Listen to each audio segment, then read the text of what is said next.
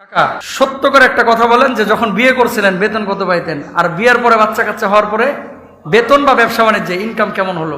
আমি যখন প্রথম বিয়ে করি তখন 1650 টাকা বেতন পাই। তারপরে যারা বিয়ে করতে ভয় পাচ্ছেন, আর নয় ভয়, এখনই আপনি বিয়ে করে ফেলেন। বিয়ে করলে আপনার বেতন বেড়ে যাবে, বিয়ে করলে আপনার ইনকাম বেড়ে যাবে, আপনার রিজিকের ব্যবস্থা আর চিন্তা করতে হবে না। এই ভিডিওটি দেখলে হয়তো আপনি বুঝতে পারবেন বিয়ে করলে আপনার ইনকাম কোথায় থেকে আসবে আর কিভাবে আপনার রিজিকগুলো বৃদ্ধি পাবে। তাহলে চলুন দেখে আসি সম্পূর্ণ ভিডিওটি। কাকা সত্য করে একটা কথা বলেন যে যখন বিয়ে করছিলেন বেতন কত পাইতেন, আর বিয়ের পরে বাচ্চা কাচ্চা হওয়ার পরে বেতন বা ব্যবসা বাণিজ্যে ইনকাম কেমন হলো? আমি যখন প্রথম বিয়ে করি তখন 1650 টাকা বেতন পাই।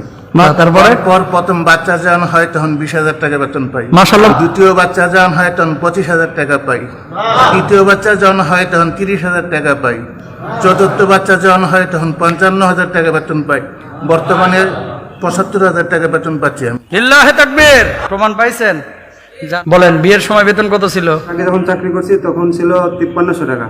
বিয়ে করার পরে 8,000 টাকা হয়েছে। এরপরে যখন প্রথম বাচ্চা হয় 25,000, এরপরে ধাপে ধাপে মানে 30,000 হয়েছে। এখন আমার বউ প্রেগনেন্ট, এখন আমি বেতন পাই 33,500।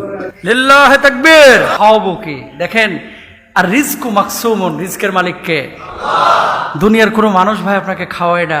আপনি পৃথিবীর বুকে সবচেয়ে সুখী মানুষ। আমিন বলেন না? আমাদের দুইজন ভাই স্বীকার করেছে, এরকম হাজার হাজার ভাই এখানে বসে আছেন উপরে নিচে। আল্লাহ তাআলা সবার রিজকের মধ্যে আরো বারাকা দান করুন।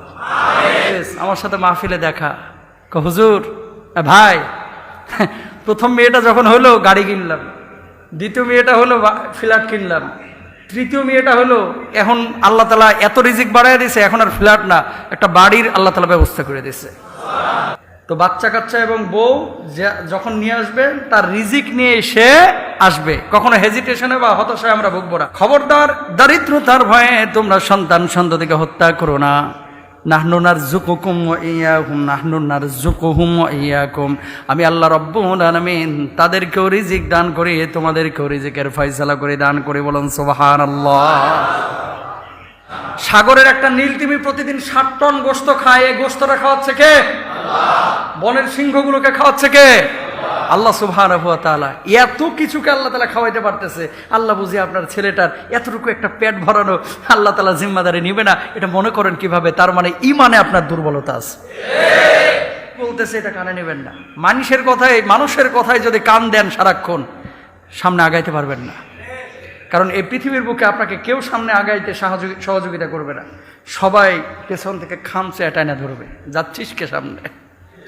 আর যারা পেছন থেকে টাইনা ধরে ম্যাক্সিমামই কাছের মানুষ। দূরের মানুষগুলো কিন্তু ভাই বেশি ক্ষতি করতে পারে না। যারা টাইনা ধরে সামনে আসলে হাসি মুখে কথা বলে, পেছনে গিয়ে আবার গীবত করে। সামনে আসলে বলে ও এত সুন্দর হুজুর, এই হুজুরের চাইতে ভালো হুজুর নাই। চায়ের দোকানে যে বলে না মালটা জমাইতে পারতেছে না। দর্শক এখন আপনারা যে ভিডিওটি দেখেছেন, এখানে ভিডিওটি দেখে আপনারা কি বুঝলেন? বিয়ে করার পরে আপনাদের রিজিক, আপনাদের ছেলে সন্তান যখন ভূমিষ্ঠ হবে, দুনিয়াতে আসবে, তখনই আপনাদের রিজিকগুলো তারাই নিয়ে আসবে। যে স্ত্রী আপনার ঘরে আসবে তার রিজিকের ব্যবস্থা একমাত্র আল্লাহ তাআলা করবে। যে সন্তানটি আপনার ঘরে আসবে আল্লাহ তাআলা তার রিজিকের ব্যবস্থা করবে। তাহলে বিয়ে করতে আর এখনই দেরি করবেন না। যাদের বিয়ের সময় হয়েছে অতি দ্রুত বিয়ে করে ফেলুন। দর্শক এই ছিল আজকের ভিডিও, আবারও চলে আসবে যে কোনো সময় যে কোনো ভিডিও নিয়ে। আজকের মতো এখানে বিদায় নিচ্ছি। আল্লাহ হাফেজ।